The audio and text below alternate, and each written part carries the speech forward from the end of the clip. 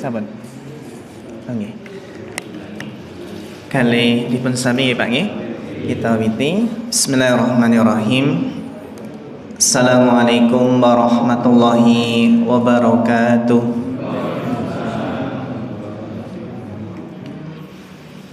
Innal hamdalillah nahmaduhu wa nasta'inuhu wa nastaghfiruh wa na'udzu billahi min syururi anfusina wa min sayyiati a'malina. Man yahdihillahu fala mudhillalah wa man yudlil fala hadiyalah. Asyhadu an la ilaha illallah wahdahu la syarikalah wa asyhadu anna Muhammadan abduhu wa rasuluh. Allahumma shalli wa sallim wa barik wa an'im ala abdika wa rasulika Muhammad wa ala alihi wa sahbihi wa man tabi'ahum bi ihsanin ila yaumiddin, amma ba'd. Ingkang kula hormati Bapak Ibu jamaah kajian Masjid Ar-Rasyid yang semoga senantiasa dirahmati Allah Subhanahu wa taala. Alhamdulillah, tidak lupa marilah kita senantiasa meningkatkan rasa syukur kita kepada Allah Subhanahu wa taala, yang mana di kesempatan yang berbahagia ini kita masih diberikan rahmat dan taufiknya sehingga bisa melanjutkan kajian kita di pekan yang kedua ini. Kita membahas tentang tafsir Al-Quran yang merupakan sesuatu yang sangat penting. Bagaimana seorang muslim itu perhatian dengan Al-Quran, karena Al-Quran adalah sumber ilmu. Al-Quran adalah pedoman hidup kita. Al-Quran adalah petunjuk bagi umat manusia. Semakin seseorang itu perhatian dengan Al-Quran, maka hidupnya akan semakin terbimbing, akan semakin terarah. Orang yang semakin dekat dengan Al-Quran, maka hidupnya akan semakin tenang, akan semakin bahagia. Di saat banyak yang berpaling atau enggan mempelajari Al-Quran dan disibukkan setiap hari dengan membaca koran, samaannya ya Pak nih. Tapi yang satu itu semangat membaca koran, yang satu semangat membaca Al-Quran. Sebenarnya tidak masalah kalau kita itu juga pengen mengetahui perkembangan berita. Namun yang perlu digarisbawahi di sini adalah ketika koran saja dibaca, namun Al-Quran mungkin kurang perhatiannya, sehingga harapannya kita di pekan kedua ini mengkaji tentang tafsir, mudah-mudahan termasuk bentuk perhatian kita terhadap Al-Quran. Bapak Ibu jamaah rahimakumullah, kita masih di bulan apa nih? Bulan Dzulhijjah. Bulan Dzulhijjah kita sudah kemarin melaksanakan sholat Idul Adha dan juga penyembelihan hewan kurban. Yang sekarang masih bulan Dzulhijjah, yang sebentar lagi bulan apa? Muharram, bulan Suro. Kalau bulan Dzulhijjah itu masih rame, nanti sepinya kalau Suro Pak. Kalau Dzulhijjah ramein apa Bu? Rame sumbangan nggih. Oke, mulai sepi ketika bulan bulan Suro. Di sana Pak, daerah Jatipura itu ada yang sehari tiap hari itu 5 kunjungan, 5 tonjoan. Iya, apalagi yang kepala dusun, kepala desa itu nih, gimana bagi waktunya? Semua rata-rata hajatannya, nikahannya di bulan besar, bulan Dzulhijjah. Dan nanti ketika bulan Suro sepi Pak. Kenapa Pak, Bu? Karena banyak masyarakat yang masih menganggap bulan Muharram, bulan Suro adalah bulan yang keramat. Bulan yang keramat, bulan yang sial. Nek nekat engko cilaka. Alhamdulillah, pada pertemuan terakhir kemarin kita selesai membahas surat Al-Qalam. Surat Al-Qalam kita telah selesai membahasnya. Berarti pada kesempatan malam hari ini akan kita lanjutkan dengan membahas bersama tafsir surat Al-Haqqah. Tafsir surat napa? Al-Haqqah. Insyaallah Bapak Ibu niki sampun hafal nggih? Hafal pinten ayat niki? Al-Haqqahnya yang hafal nggih. Al-Haqqah ini termasuk surat yang panjang, di mana? Di juz yang ke-29 ini. Sebagaimana biasa kita akan membaca terlebih dahulu nih sedikit dari surat Al-Haqqah ini. Ingkang beta mushaf saged dipun bika kita waos sesarengan surat Al-Haqqah.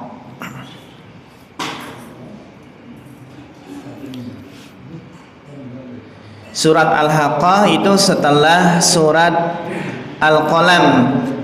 Kalau pertama kemarin kita bahas surat Al-Mulk, Al-Qalam, sekarang Al-Haqqah. Kita tahu rumiyin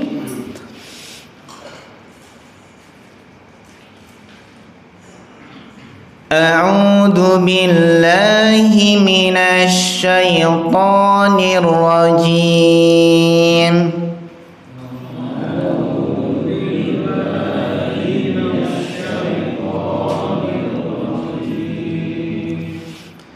Bismillahirrahmanirrahim.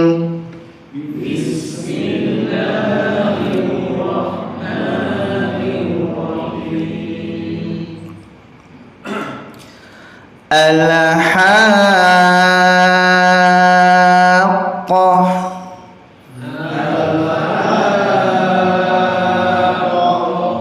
Nggih, sampun leres niku 5 sampai 6 harokat nggih. Mal haqqah.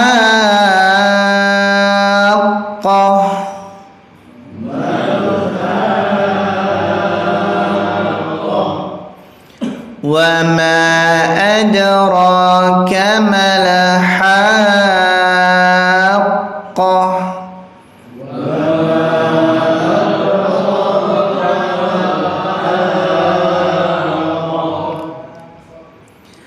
Kadzabat Thamud wa 'adun bil qari'ah.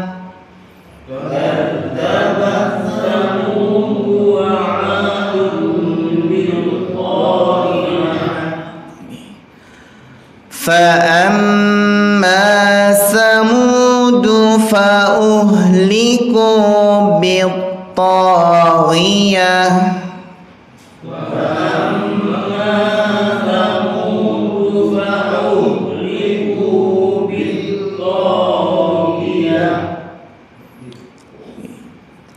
وأما عاد فأهلكوا بريح صرصر عاتية. وأما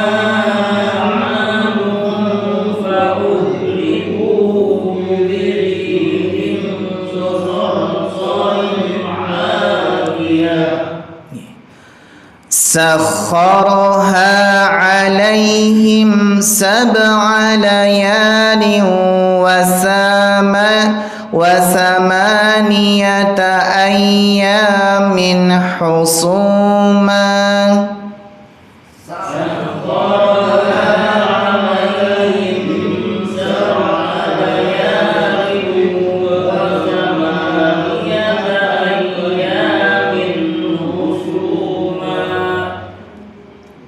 فترى القوم فيها صرعا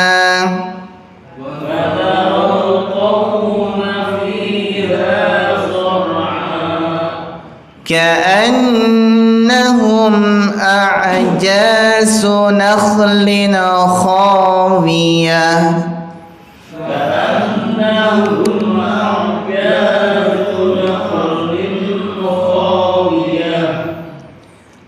فهل ترى لهم من باقية.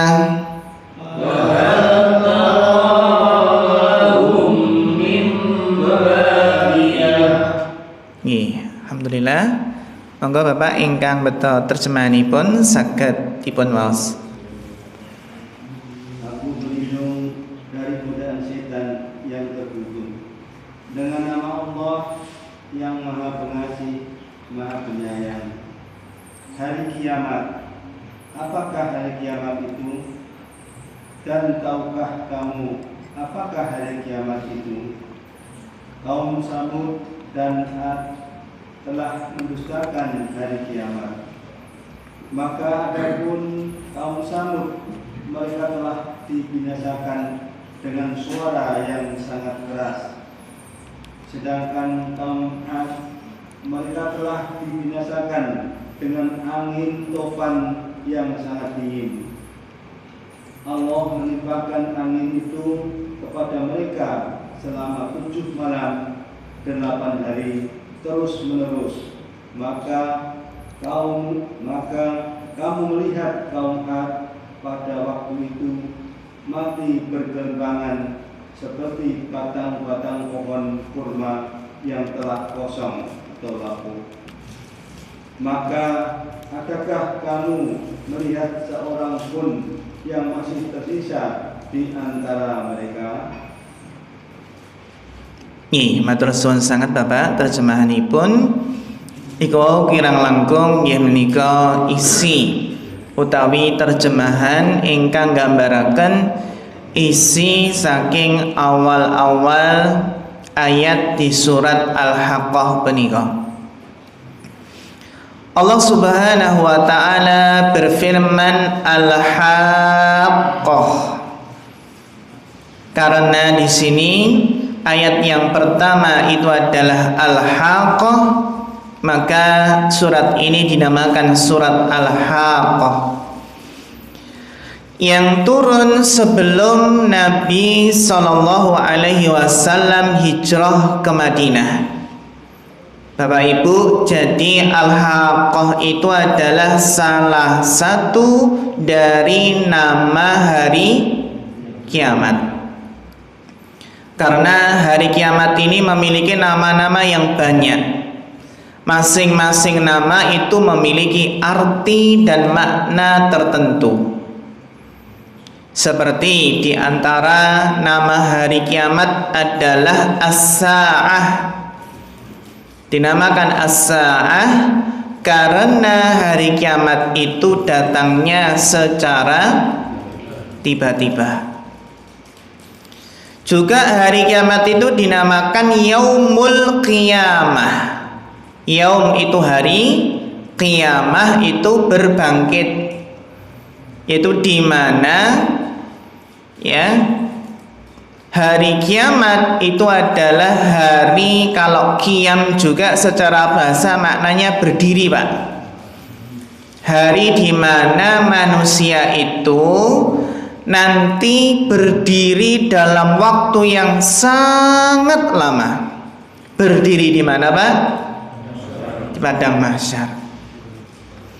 Kenapa, Mas, kok berdiri lama di padang mahsyar? Karena menanti kedatangan Allah untuk memulai persidangan. Jadi nanti di padang mahsyar itu seluruh manusia akan disidang. Ya. Gimana Pak Bu rasanya disidang? Pun pernah disidang dereng? Sidang Pak Polisi? Dereng nggih. Sidang Verdi Sambo. Sidang Verdi Sambo. Jadi itulah dinamakan Yaumul Qiyamah atau Yaumul Ba'as, hari kebangkitan, bangkit dari kubur. Hari kiamat juga dinamakan Yaumul Hisab, yang mana manusia nanti seluruh amal mereka akan dihisab, akan ditimbang oleh Allah. Hari kiamat juga dinamakan Yaumuddin. Yaumuddin artinya apa Pak? Hari pembalasan. Hari pembalasan, yang mana pembalasan yang sempurna nanti ya di akhirat. Kalau di dunia belum sempat dibalas, maka nanti balasan yang sempurna adalah di akhirat. Terutama orang-orang yang ditolimi, belum sempat atau belum mendapatkan haknya, nanti dituntut di akhirat. Orang yang menghutangi, kemudian yang dihutangi malah kabur. Nih, kalau ditagih selalu mengatakan afwan, ya, atau ngapunten. Yang jadi masalah terkadang yang ditarik itu malah lebih galak Pak dari yang menarik. Atau ketika ditarik ditagih ke rumah selalu nggak ada. Ya. Nggak tahu umpet di mana ya, bener-bener suwung nggak ada orang. Makanya sebagian memberikan sebuah pernyataan kalau ingin mengetes seseorang bagaimana kepribadiannya, coba bagaimana dia itu bagaimana kepribadiannya jika berkaitan dengan masalah uang, amanah enggak gitu. Atau juga seseorang itu bisa dilihat kepribadian itu ketika safar Pak, ketika sedang perjalanan jauh bareng-bareng itu nanti akan tersingkap semua, karena kan safar itu kan membutuhkan kesabaran. Nanti dilihat ketika safar itu siapa yang individualisme, yang mementingkan diri sendiri, ya, yang akan kelihatan karakter aslinya. Itu Yaumuddin.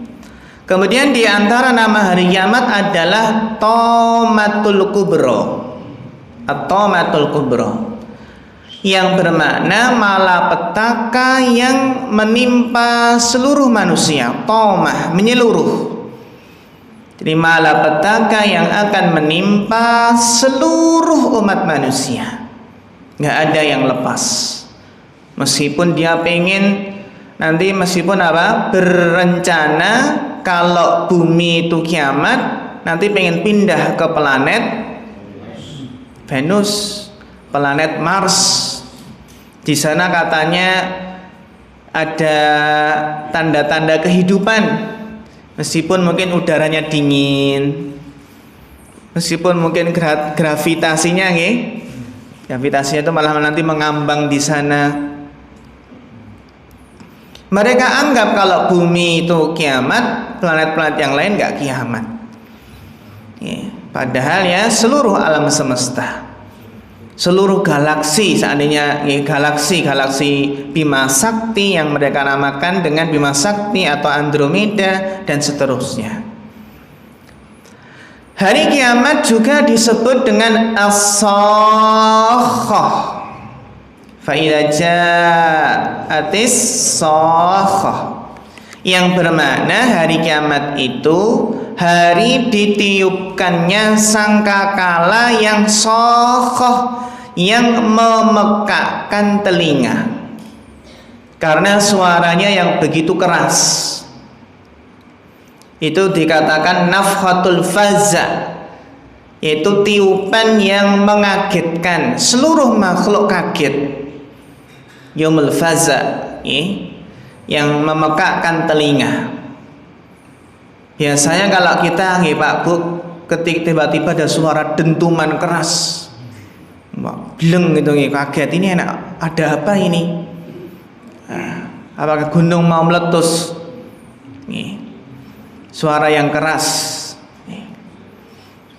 Nah, di sini dalam surat ini di antara nama hari kiamat adalah Al-Haqqah. Al-Haqqah apa maknanya, Pak? Mutahaqqiqatul wuqu'. Hari kiamat dinamakan Al-Haqqah karena hari kiamat itu adalah hari yang pasti terjadi. La raiba fiha, yang tidak ada keraguan padanya. Jadi wa anna sa'ata atiyatun la raiba fiha, bahwasannya sesungguhnya hari kiamat itu pasti datang, yang enggak ada lagi keraguan di dalamnya. Wa anna Allaha yab'atsu man fil kubur, dan nanti ketika hari kiamat Allah akan membangkitkan siapapun yang ada di dalam kubur. Kemarin lihat badan Pak Bu, ada yang uji nyali dikubur hidup-hidup. Niku nggih YouTuber cari nawa viral nggih. Sensasi.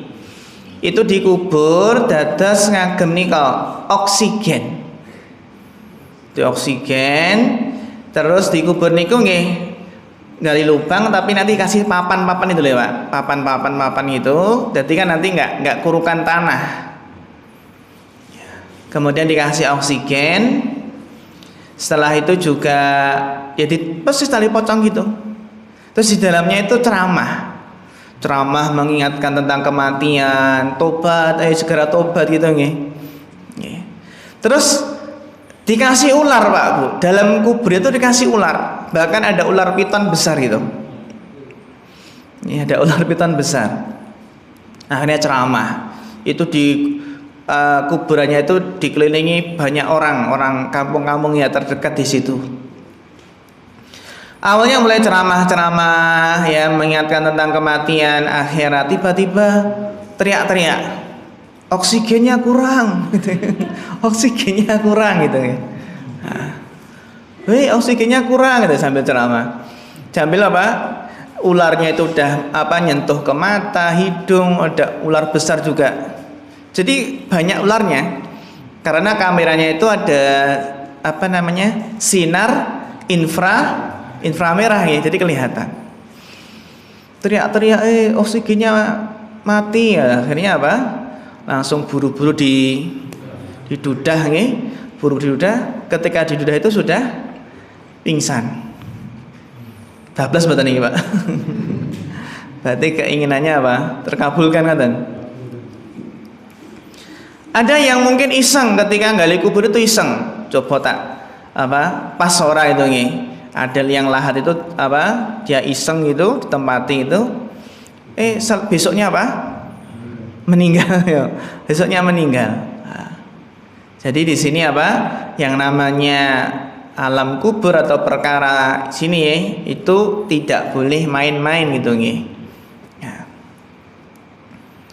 Sebagian ulama mengartikan al-haqqah itu adalah mentahqiq al-wa'ad wal wa'id.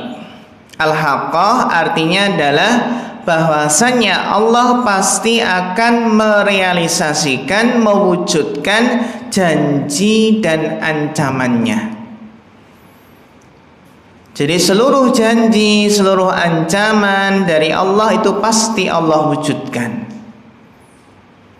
Pada hari tersebut penghuni surga akan mendapatkan sesuai apa yang dijanjikan oleh Allah.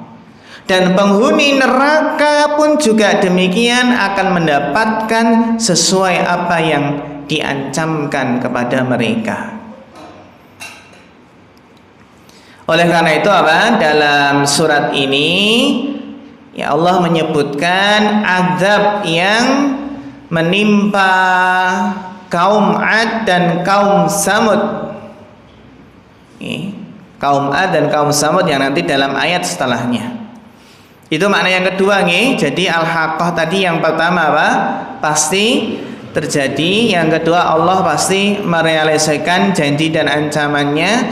Yang ketiga al-haqqah itu adalah hakikat-hakikat atau rahasia-rahasia, yang mana di hari tersebut semua rahasia akan terbongkar. Akan terlihat mana yang mukmin, mana yang kafir. Bahkan rahasia-rahasia dalam hati akan terbongkar, Pak Bu. Yauma tublas sarair, yang mana pada hari itu akan ditampakkan rahasia-rahasia, terutama rahasia-rahasia dalam hati seseorang. Wa husila ma fis sudur, ditampakkan apa yang ada dalam dada, dalam hati manusia. Jadi nanti orang yang riak niku napa? Ibadah tapi niatnya karena manusia. Nanti Allah bongkar di hari kiamat. Si fulan dulu beramal riak, pengen dipuji. Si fulan dulu berpenyakit hati, dulu sombong, dulu iri, dengki, hasad, akan disingkap nanti di hari kiamat. Jadi pada hari terbongkarlah semua rahasia. Semua rahasia, baik itu rahasia dosa-dosa yang dikerjakan secara sembunyi-sembunyi. Si A dulu korupsi, sampai mati nggak ada yang tahu, Pak, kalau dia korupsi. Nanti di hari kiamat, nanti di akhirat dibongkar, si A dulu korupsi. Kan ada nih yang korupsi itu sampai mati nggak tahu gitu kan, nggak ada yang tahu. Nanti akan disingkap. Itu diantara makna al-haqqah, yaitu haqa'iq atau sarair itu akan tersingkap. Al-haqqah, hari kiamat. Mal-haqqah, apa itu hari kiamat?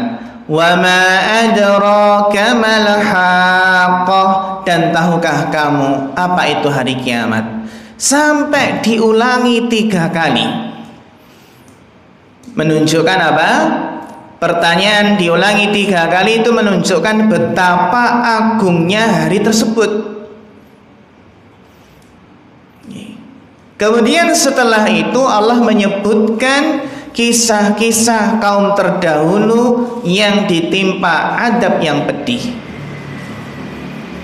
Yang mana di sini Allah merealisasikan ancaman-ancamannya, baik itu di dunia maupun di akhirat. Oh, kalau nggak beriman nanti diadab loh. Bener, di dunia sudah dapat adab. Wala adabul akhirati asyaddu wa abqa, nanti di akhirat adabnya lebih berat dan lebih kekal. Siapa saja kaum yang diadab?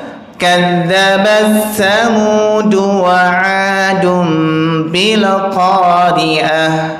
Kaum Samud dan kaum Ad mendustakan hari kiamat, gak percaya yang namanya hari kiamat. Kaum Samud kaumnya Nabi siapa, Pak? Nabi Soleh. Kaum Ad kaumnya Nabi Hud. Nah, di sini disebutkan kadzabat Tsamud wa 'Adun bil qari'ah. Nah, salah satu nama hari kiamat adalah Al-Qari'ah. Kenapa, Pak, dinamakan Al-Qari'ah? Pas dulu kita bahas tafsir surat Al-Qari'ah. Qar'u itu namanya adalah darbun syadid, artinya adalah pukulan yang kuat. Yang mana hari kiamat dinamakan Al-Qari'ah karena hari itu benar-benar membuat manusia ketakutan. Seakan-akan ada ketukan yang kuat dalam hatinya. hantaman yang kuat dalam hatinya karena menyaksikan apa? Hari kiamat. Qara'a itu secara bahasa kan mengetuk.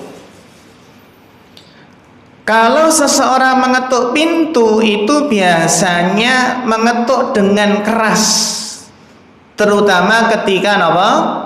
Ketika ada kabar yang mengejutkan. Ada tetangga yang meninggal, biasanya mbok malam-malam langsung apa keliling, ya kan ya? Langsung diketok pintu. Sudah tidur tapi tetap diketoki pintu dengan keras. Biasanya pun kaget nih Pak nggih. Bengi-bengi kok enek sing tok-tok enek apa nggih? Bagaimana hati manusia tidak terketuk dengan ketukan hantaman yang keras? Karena manusia pada saat itu menyaksikan langit terbelah, bintang-bintang berjatuhan. Bagaimana nggak kaget Pak Bu, matahari tiba-tiba meredup, tiba-tiba hilang cahayanya, gelap.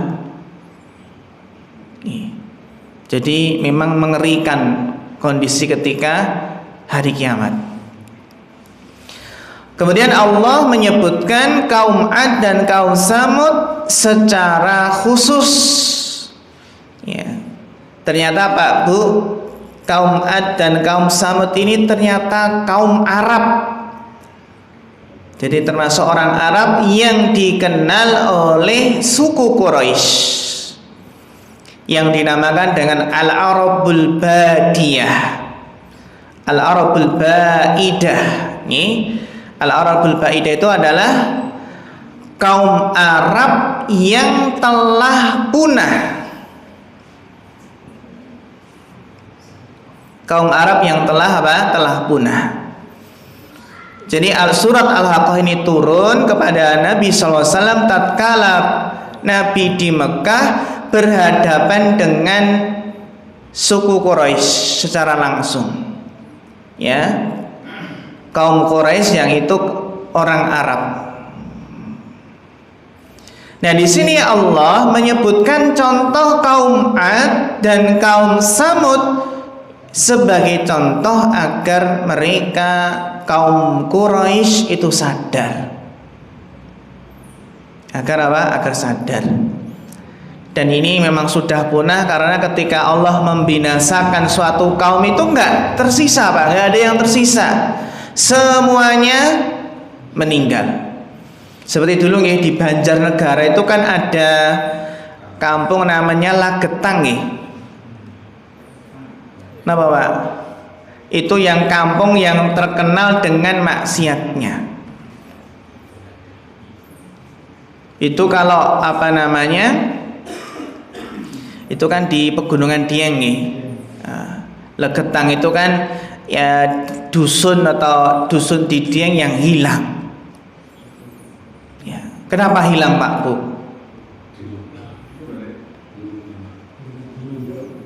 Nggih, diuruki gunung. Ya. Itu kan memang itu kan ada prestasinya nih untuk mengingat. Jadi Lagetang itu adalah di Dieng sana di Jawa Tengah ya, di Banjarnegara, yang mana yaitu sekitar tahun 55, sekitar tahun 55 yang itu di Kabupaten Banjarnegara. Yang mana Bapak Ibu yang dirahmati Allah Subhanahu wa taala, kan itu ada prasasti atau beton itu setinggi 10 meter. Tugu tersebut sebagai apa? Pertanda bahwasanya terjadi bencana yang luar biasa puluhan tahun yang lalu. Ya, namun tugu tersebut ya memang nampak ya sudah dimakan usia gitu. Yang mana itu kan ada pahatannya tugu tersebut. Kalau kita lihat peristiwa yang sekitar sudah lama nih, puluhan tahun yang lalu, 55 nih, itu ya masih ingat dari sebagian cerita dari warga yang mana dikisahkan bahwasannya di tengah malam itu terjadi Pak Bu? hujan yang sangat deras, tanah longsor, nggak ada yang berani keluar. Ketika itu suara gemuruh tanah longsor itu ya sangat keras, nggak ada yang berani mendekat. Nah, di pagi harinya ketika warga mencari rumput, maka apa? Ternyata dusun Legetang ini ternyata sudah rata dengan tanah. Hilang dusunnya, Pak. Hilang. Ya. Banyak yang menangis cari saudaranya, kok nggak ada gitu. Semuanya rata. Tertimbun oleh apa? Oleh tanah. Yang anehnya itu kan bukit jaraknya jauh, Pak. Seperti bukit itu seperti dipotong gitu, kayak kue gitu nih.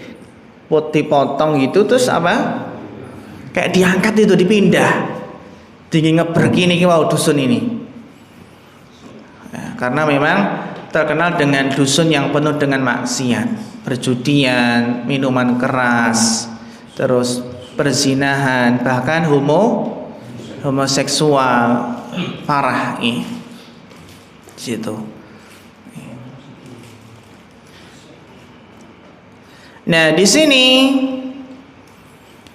dikisahkan bagaimana adab yang menimpa kaum Ad dan kaum Samud. Allah Ta'ala berfirman, فَأَمَّا سَمُودُ فَأُهْلِكُوا بِالطَّاغِيَةِ.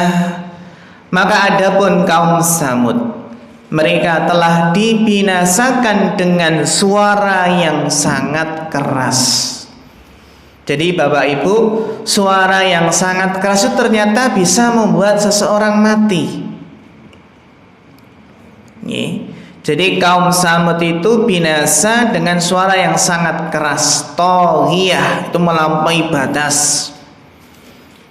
Memang ada dua penafsiran nih. Yang pertama, toghiyah ini yang menunjukkan suara yang sangat keras, melampaui batas. Nih, suara guntur yang sangat keras sehingga ya membuat mereka mati bergelimpangan. Pendapat yang kedua, toghiyah ini adalah Qudar bin Salif, yaitu apa? Dibinasakan karena ada orang yang namanya Qudar bin Salif ini apa? Membunuh untanya Nabi Soleh.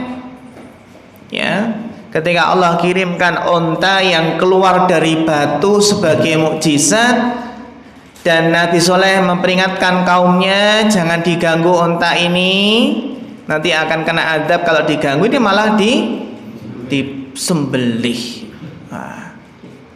Malah disembelih, Pak. Ya qaumi hadhihi naqatullah lakum ayah fadaruha. Dan wahai kaumku, ini adalah unta betina Allah sebagai mukjizat untuk kalian. Maka apa? Jangan apa? Fadaruha ta'kul fi ardillah. Biarkan apa? Makan di bumi Allah. Wala tamassuha bisu. Jangan diganggu dengan gangguan yang fayakhudakum adabun qarib, yang menyebabkan kalian akan segera ditimpa azab. Akhirnya apa? Mereka pun bermusyawarah lalu bangkit dan membunuh ontanya Nabi Soleh. Fakadzabuhu fa'aqaruha. Meskipun yang melakukan satu orang, akan tetapi yang lain itu ikut bermusyawarah, ikut ridho, Pak. Ridho apa? Dibunuhnya onta Nabi Soleh, maka hukumannya pun sama. Mereka dianggap ikut membunuh ontanya Nabi Soleh. Sehingga Pak, semuanya itu terkena azab tersebut. Sebagaimana kalau ada orang itu bersekongkol, Pak, 10 orang atau 20 orang bersekongkol bunuh bareng-bareng seseorang. Dikisos nggak, Pak, kalau dalam Islam? Kisos. Meskipun apa 20 orang yang apa? Yang membunuh. Kena semua. Makanya ada 20 ini bekerja sama, yuk komplotan membunuh seseorang. Dihukum semua. Kan gitu nih. Kalau sekarang kan di negara kita itu kalau rame-rame kan aman ya Pak nih. Rame-rame memasa pencuri atau yang lainnya di masa itu aman. Kemudian wa amma 'adun fa'uhliku birihin sarsarin 'atiyah. Sedangkan kaum 'Ad mereka dibinasakan dengan angin topan yang sangat dingin. Sarsarin 'atiyah. Birihin sarsarin 'atiyah.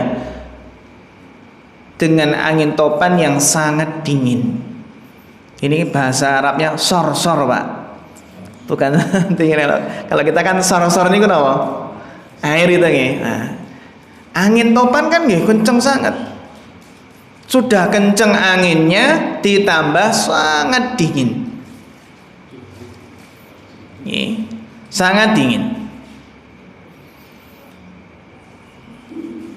Padahal dulu kaum 'Ad itu adalah kaum yang diberi keutamaan oleh Allah. Yang mana kaum 'Ad itu Bapak Ibu, wadkuru ijalakum khulafa'a min ba'di qaumi nuhin wa zadakum fi khalqi basta. Dan ingatlah ketika Dia Allah menjadikan kamu khalifah-khalifah setelah kaumnya Nuh, dan Dia melebihkan kamu dengan kekuatan tubuh dan perawakan. Perawakannya besar, kuat. Jadi merasa tubuhnya besar, kuat, ya akhirnya mereka sombong. Fa'amma samudu fa'amma 'adu fastakbaru fil ard bighairil haqq. Adapun kaum 'Ad mereka menyombongkan diri di muka bumi tanpa hak, tanpa mengindahkan kebenaran. Wa qalu man asyaddu minna quwwah, sampai mereka mengatakan, ayo siapa yang lebih hebat kekuatannya daripada kami. Kan sombong ini nggih. Karena kesombongan mereka, maka Bapak Allah mengirimkan kepada mereka berupa angin. Niki sanes angin biasa, tapi angin yang sorsorin 'atiyah. Jadi memiliki 3 sifat nih di sini, sorsorin 'atiyah. Pertama, sifatnya adalah angin tersebut sangat dingin, sangat menyiksa. Yang kedua, angin tersebut sorsorin 'atiyah, yang sangat bising, suaranya sangat keras, bergemuruh.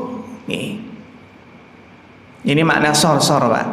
Yang ketiga, angin tersebut adalah angin yang sangat kencang.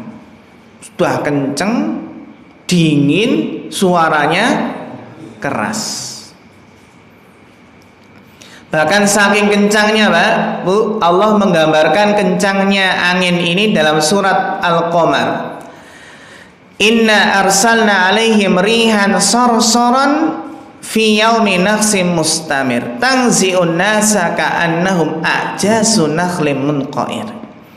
Sesungguhnya kami telah mengembuskan angin yang sangat kencang kepada mereka pada hari nahas yang terus menerus, yang membuat manusia mati bergelimpangan seperti pohon kurma yang tumbang sampai ke akar-akarnya, Pak. Bayangkan nggih, anginnya sangat kencang, sangat dahsyat sampai pohon-pohon kurma itu tumbang seakar-akarnya. Itu dalam surah Al-Qamar ayat 19 sampai 20. Maka bisa kita bayangkan nih, bagaimana badan mereka yang sangat kuat, sangat besar, akan tetapi angin itu lebih mampu untuk mengangkat badan-badan mereka, Pak. Padahal tubuhnya besar, kuat, tapi nggih terbang oleh angin-angin tadi. Bahkan mereka ketika angin datang itu Pak Bu, ada jadi sembunyi ke tempat yang aman. Ada yang masuk ke dalam gua, merasa aman, oh gua aman, oh merasa aman. Ada yang turun ke bawah sumur. Tapi seakan-akan apa? Angin tersebut mencari mereka Pak. Jadi angin tersebut memasuki tempat persembunyian mereka. Bagaimanapun sempitnya tempat persembunyian mereka, jadi angin tersebut masuk ke tempat persembunyian mereka, lalu apa? Mengambil mereka Pak. Jadi angin masuk ke sumur, ke gua itu terus diambil dengan angin tersebut. Mungkin kayak disedot gitu nggak ya? Ya, seperti sebuah pohon yang dicabut sampai ke akar-akarnya. Bagaimana nggak dahsyat Pak? Karena apa? Sakharha alaihim sab'a layalin wa samaniyata ayamin khusuma. Allah menimpakan angin tersebut selama 7 malam 8 hari terus menerus. Masya Allah, angin topan itu sama sepekan Pak, terus gak berhenti. Nih, seperti sehingga apa? Mataral qauma fiha sur'a. Maka kamu melihat kaum Ad pada waktu itu mati bergelimpangan. Ka'annahum a'jazu nakhlin khawiyah. Mati bergelimpangan seperti batang-batang kurma yang telah kosong, lapuk. Ada dua pendapat nih dari ulama ahli tafsir. Khusuman di sini maksudnya adalah terus-menerus tidak berhenti, diputar-putar oleh angin tersebut selama 7 malam 8 hari, terbang terus, putar-putar. Pendapat yang kedua, khusuman itu adalah qati'ah musta'silah. Artinya apa? Ya, angin yang menghabisi mereka. Fataral qauma fiha sar'a ka'annahum a'jazu nakhlin khawiyah. Sehingga kamu melihat kaum Ad itu mati bergelimpangan seperti batang-batang kurma yang kosong atau lapuk. Itu karena Bapak Ibu, saking dahsyatnya. Bapak Ibu pernah menjumpai pohon-pohon kurma yang lapuk, yang kosong?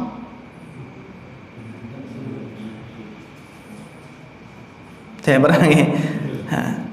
Maknanya apa Pak? Pohon kurma yang lapuk, yang kosong. Para ulama menjelaskan bahwa saking kencangnya angin tersebut memutar-mutar mereka sampai membuat isi perut mereka itu keluar, nggak ada yang tersisa. Seperti kan batang kurma udah lapuk kan kosong, nggak ada isinya. Bayangan Pak nggih, mati perutnya apa? Nggak ada sisa, kosong. Kalau kita kan menemukan mayat ya, perutnya kosong itu biasanya apa Pak? Diambil organnya nggih, dijual ginjalnya, dijual apa nggih? Empedunya atau hatinya atau jantungnya itu kan ada yang apa? Cari seperti itu. Cari apa? Organ-organ tubuh yang dijual. Dan sebagian ulama mengatakan bahkan apa? Angin tersebut masuk ke dalam tubuh mereka dan mengeluarkan isi perut mereka. Akhirnya tubuh mereka jadi kosong seperti batang kurma yang telah lapuk, kosong, nggak ada isinya. Karena apa? Diputar-putar oleh angin. Nah, ketika diputar-putar oleh angin, iya Pak, kalau diputar-putar oleh angin kan seperti batang kurma yang lapuk tadi nih. Ketika diputar-putar angin, tubuh mereka ketika jatuh ke bumi maka langsung tertancap di tanah. Jadi seakan-akan kan seperti pohon kurma. Karena terputar-putar terus apa jatuh terus nancep Pak. Seperti pohon kurma. Ini menunjukkan bahasanya tubuh mereka itu besar. Kenapa? Karena Allah mempermisalkan mereka seperti pohon kurma. Pohon kurma kan apa? Besar. Dan inilah apa? Akibat yang dirasakan oleh kaum yang angkuh, yang sombong dengan kekuatan tubuh mereka. Jadi nggak boleh menyombongkan fisik, kekuatan. Sehingga Allah mengadab mereka hanya dengan angin. Wah, dengan angin saja udah kabur ya, ringan. Fahal tara lahum min baqiyah. Maka adakah kamu melihat seorang pun yang masih tersisa di antara mereka? Ada yang tersisa betul Pak? Angin 7 malam 7 hari terus. Tentu saja nggak ada yang tersisa di antara mereka. Semuanya binasa. Maka ini dinamakan Al-Arabul Badi'ah. Jadi kaum Arab yang sudah punah. Wallahu ta'ala a'lam bissawab. Demikian Bapak Ibu tafsir surat Al-Haqqah dari ayat yang pertama sampai ayat yang ke-8 Insyaallah nanti akan kita lanjutkan pada waktu-waktu yang berikutnya. Sebelum kita akhiri, dan pertanyaan mboten? Nah, mboten kita cekapaken semanten. Pun jelas sih Bapak Ibu nggih. Gandeng pun jelas, kita cekapaken semanten.